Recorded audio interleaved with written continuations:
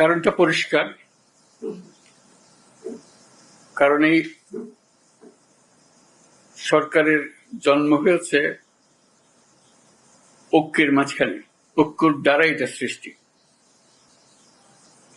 যখন আমরা নিজেরা কাজ করি, ওটা হঠাৎ দেখি একা পড়ে গেছে, আশেপাশে কেউ নাই আপনারা, তখন একটু দুর্বল মনে করি। যখন আবার সবাই একসঙ্গে হন, আপনারা আবার মনের মধ্যে সাহস আছে যে আমরা একতাবদ্ধভাবে আছি। একতাতেই আমাদের জন্ম,